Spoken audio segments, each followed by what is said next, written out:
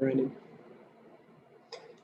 So, Dr. Green, you started off by talking about some of the salary enhancements that teachers have received. I got to bring out that you did not mention 2008 and 9 when that raise was 0%. You did not bring up 2009 and 10 when that raise was 0%. You did not bring up 2010 and 11 when that raise was 0%. You did not bring up 2011 and 12, which there was a 2.7% raise, but that also excluded 1/3 of the teachers. 2012-13, 0%. So you did forget to mention all those. You did forget to mention that in 2017-18, we had to declare impasse, and 2018-19, we had to declare impasse and fight for every last penny, and that this union had to show the school district where the money was or get them to admit that the money was there when they were using it for other things, and they actually knew it was there all along, but were choosing not to use it for compensation. We are super disappointed not only by this offer, but by the fact that our numbers are not matching up again. You know, we're going to have to look at these groupings and analyze and evaluate some more. So we are going to ask some questions, but we are not going to be able to give you a response today because we're going to have to really dig into these numbers. Fine, but we do match. I think it's just the groupings, and I had started to go over them, but we do match with the numbers that we talked about last week. So, or we can do this. You can just tell us why you rejected our proposal to begin with. Why was our counter proposal rejected?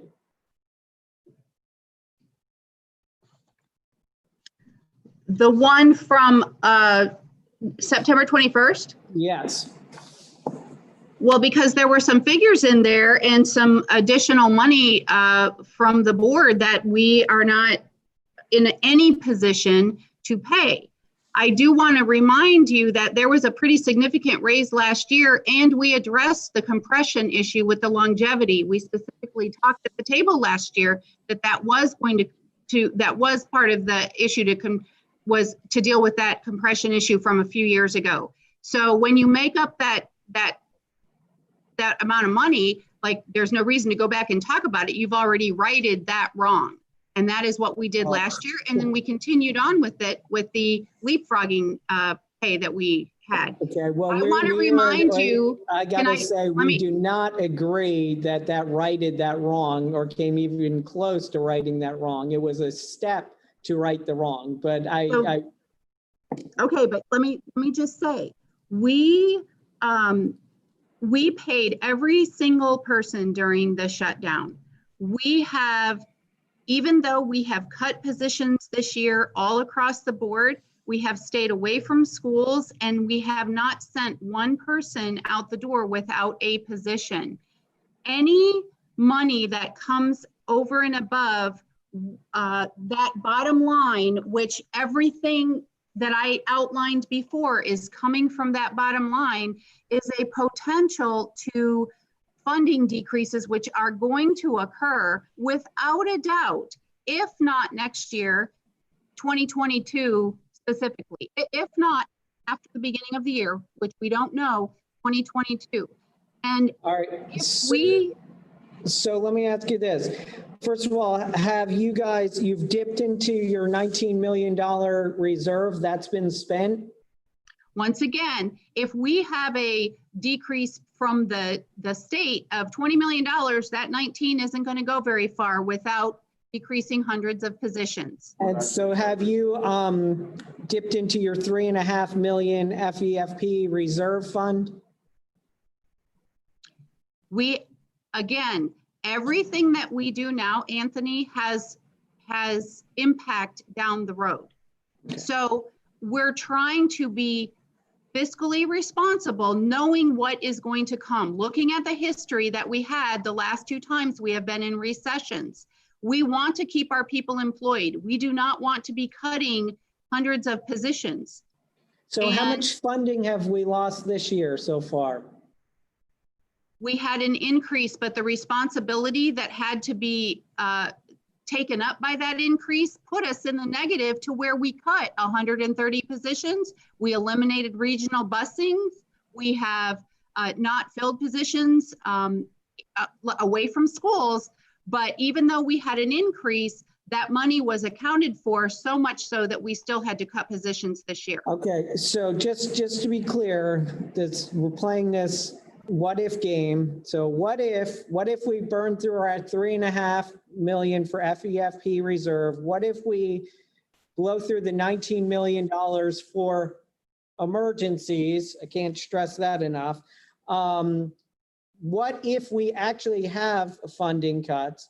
But the most important question is, did you, according to your calculations, believe that our proposal went over the amount that was available from the board of $2.4 million?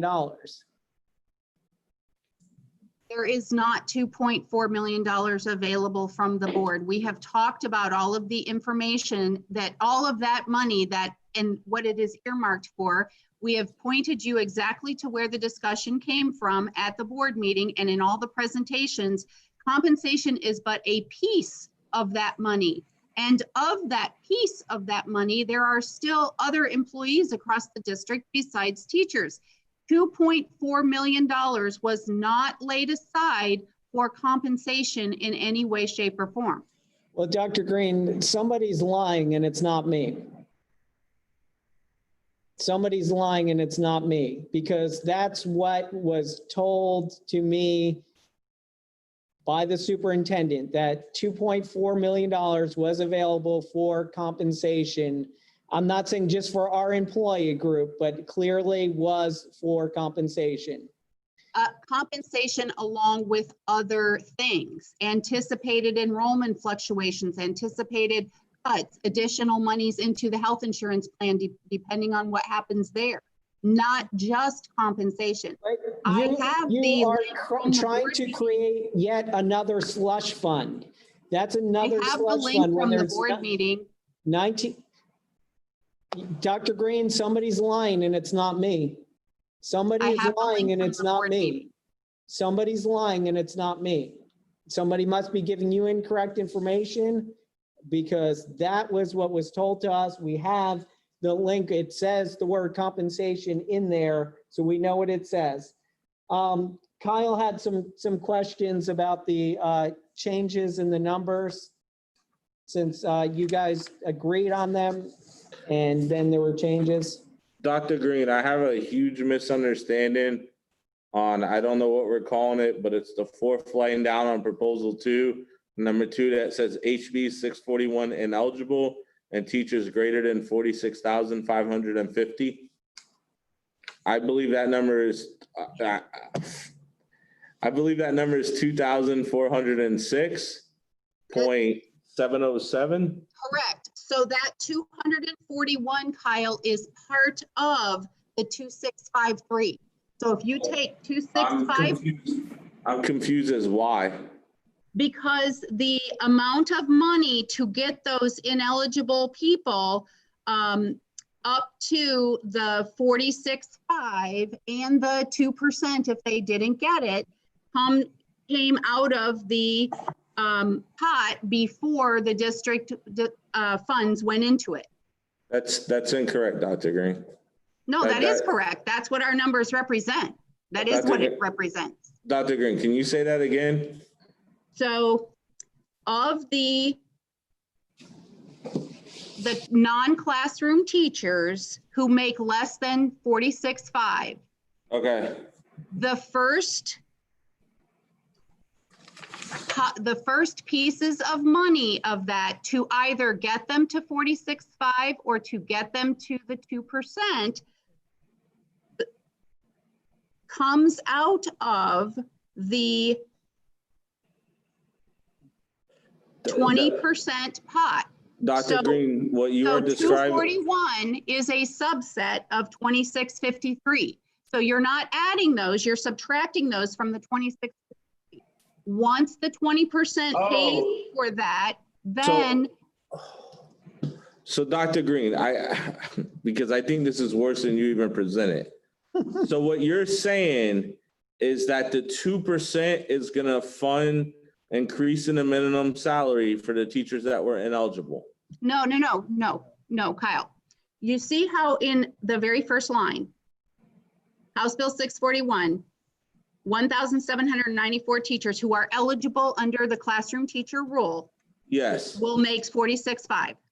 yes, That comes out of the 80%. okay, The non-classroom teacher, to get them up to 46.5, comes out of the 20%. so Dr. Green, I don't know how to say this any other nicer way, but you are completely incorrect.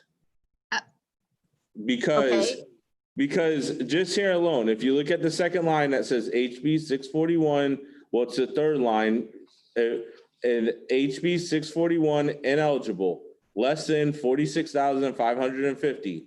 Number of units, 241.581. Oh, I shouldn't say point, I'm a math teacher. 241 and 581 thousandths. Offer, that's the minimum raise. Estimated cost, $980,487. If you Kyle, go you're right, further down, you're right. Correct. You're absolutely correct. I said it backward. I'm gonna say Okay. it the right way. I stand 100% corrected. So let me Okay. try again. The 1.35 or the 710 comes out of the 20% first. That's where the Yes. 200, yes, that's correct. Then after that piece of it, the rest is the district discretionary funds that picks that up. So you're right, I said it backwards, I apologize. Okay, I accept that, Dr. Green. So I'm still back at, where is the 2,653.669 units from? So if you take those people that after you take the 1.35 or the 710 out, they are then back in there for what, Karen? How do I explain them? Why are they back in there?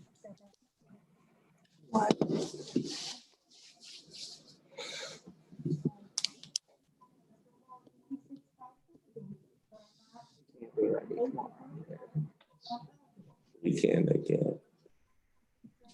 Your social workers, all those people. So The federal positions? They're in the 20. I'm sorry, Dr. Green, we can barely hear her. We can't hear it all. Okay, I'm sorry. So the 1.35 or the 710 addresses a pot of money for those ineligible people prior to the district having to put in the money to bring them up to the same salary schedule. Does that help? No. So Karen's computer isn't working. She's attempting to get back on. She lost all of her Wi-Fi connections while we were caucusing. And she's here, but while we were caucusing. So hold on, Dr. Green. Let me see if I could try it this way. I'm trying to, let me see. I'm gonna share an email, but I'm just gonna share the number parts of the email. I think, let me make sure there's nothing else in this email that can't be shared. Okay.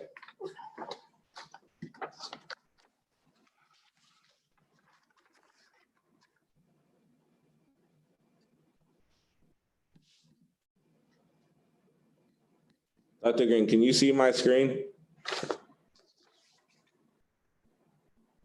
Yes, I can see your screen.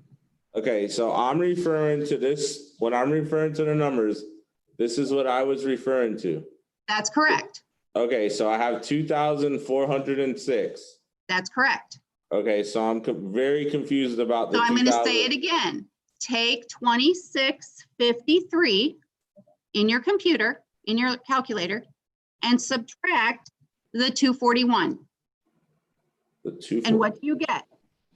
Definitely not 2406. I mean, I could tell you that.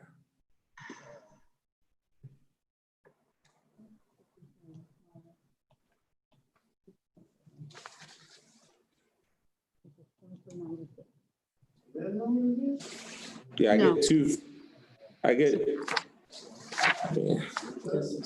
So Kyle, 2653 Okay. minus 241 equals 2412. You have 2406.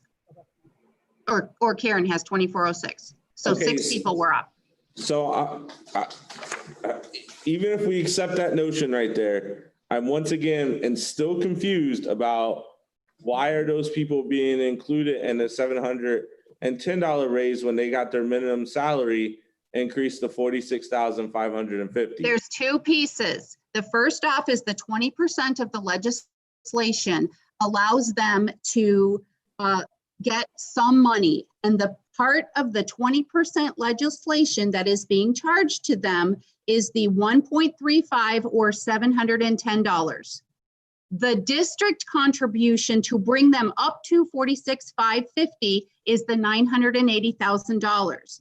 So that's why they're included in that 2653, because we have already taken either the 1.35 or 710 from that 20% pot. The remainder to get them up to 46.5 is the $980,000 to put them on the same salary schedule as everybody else. But the first 20% or the first 1.35 or 710 is coming out of that 20% pot. This is good. Okay, so I think what you're saying is if I'm a brand new media specialist, you're going to give me a $710 raise out of the 2% pot, and then 20%. out of the 20% pot, and then the district's going to increase that to the minimum wage, or Correct. not minimum wage, but minimum salary. Okay. Correct.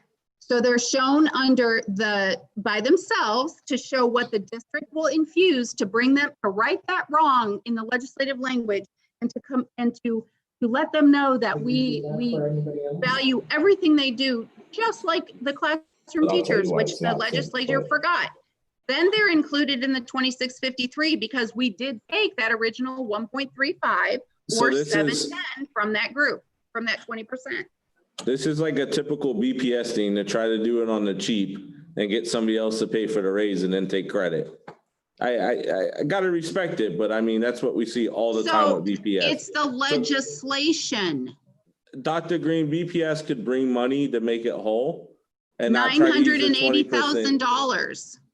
I'm not quite sure I agree with that number, but can I ask you another question, Dr. Green? Sure. How much would our proposal on the 21st had cost the district? 2.4 million.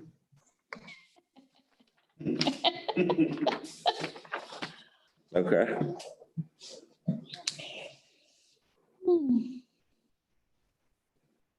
Exactly 2.4 million? Well, probably not to the penny. Okay. So, That's ironic, but okay. so where? How about 2.430? So where was our calculation wrong? What did we, because, our proposal, you can see exactly what's going on, the funding source, very easy to follow, unlike yours. So where was our mistake on ours? You were missing all of the split funded teachers. And I just want to say once again, we never talked about format. So I'm really sorry that ours is not laid out like yours, but it's the way that our people have been able to read it. And it's the way that our people have talked about it. And I thought we were concentrating on numbers, not format. Well, Dr. Green, we changed our proposal to mirror the format you used in your first counter proposal. And then you guys changed your format again. So like. Well, we I'm were just saying, I we didn't were- know that we were agreeing to format. I thought we were talking about numbers. Well, I think one of the things we've done for years at the bargaining table is tried to use the same numbers in the same format because it makes it less confusing. So that's why we took the initiative to change our proposal. Now we're looking at something completely different. I can't tell you the exact number. I can tell. Dr. Green, I just wanted to follow up with one thing, and that's all I would have is, I think it's getting really old that we have to like continue to argue about like how much X costs or how much Y costs. We continue, I believe, to bring a reasonable proposal to ask veteran teachers for some type of raise with the expectation that the district could chip in some additional money on top of what the state gave them to help veteran teachers out this year, and at least get to the point somewhere where if you stayed on if you're a family member and you stayed on the gold plan and you were and you had that premium increase, you could be made whole and not lose money this year. So But- again, that was a $400,000 hit to what our anticipated savings were. Of that, $260,000 was the teacher part of it. I'm confused with are we talking about the premium decrease? Yes, That's monopoly money, Dr. Green, with all due respect. That's not money the district has to increase in premiums. I know unless the that's what you district's gonna think. if- I know that's what you think, but next year when we're at another $10 million, hit to that premium fund, we'll see that it's really real.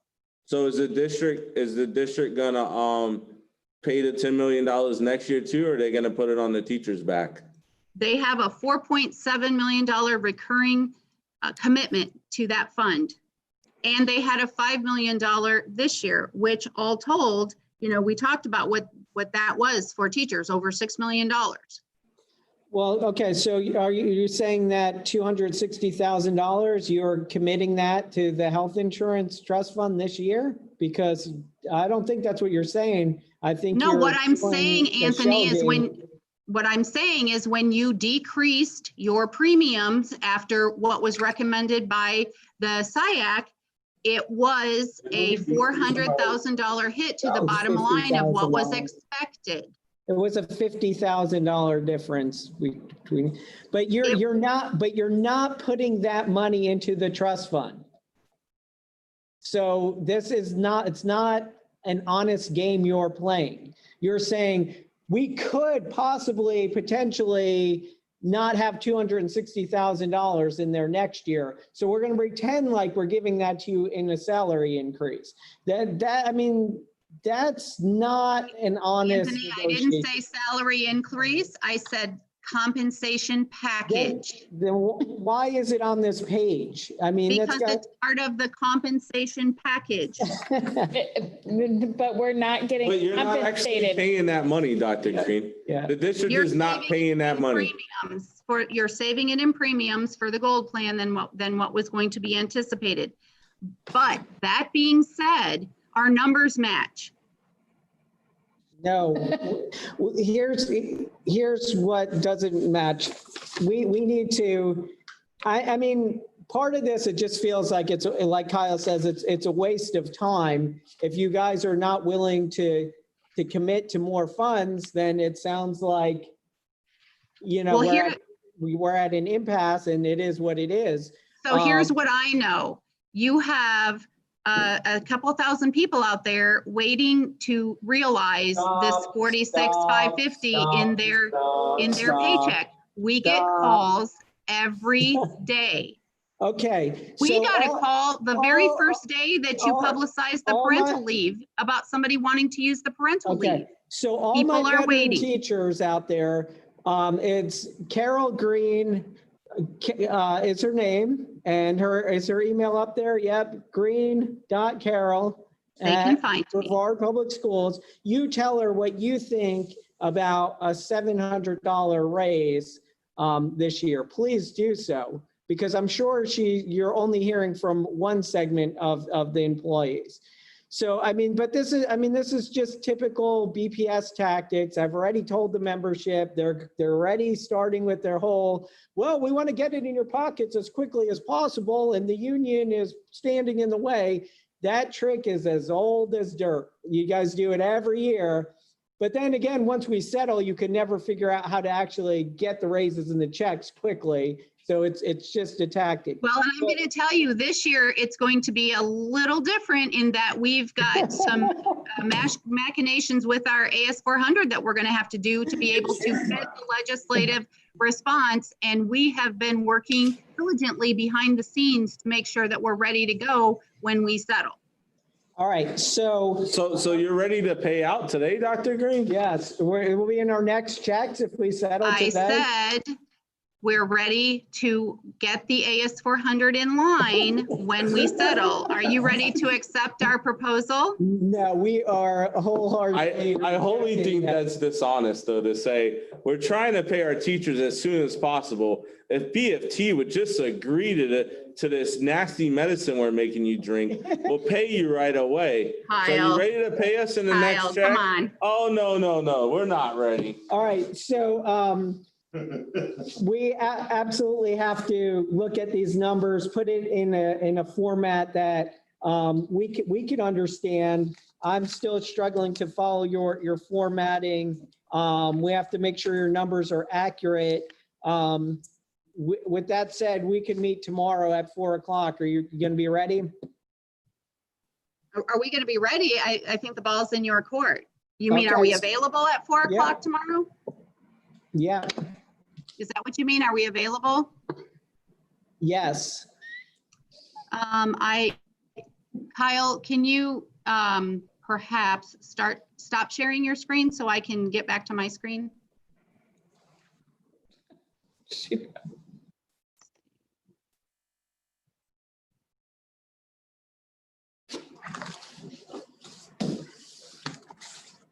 What is?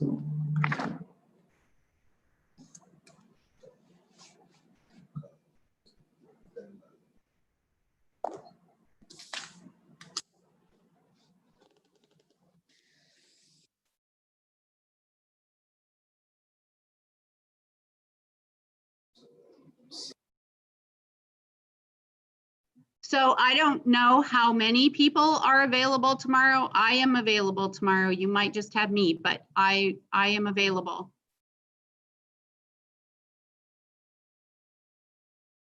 Did you hear me? I'm You're good. You were Okay. muted, Anthony. Yeah, we were. Yes, we got you tomorrow at 4 o'clock.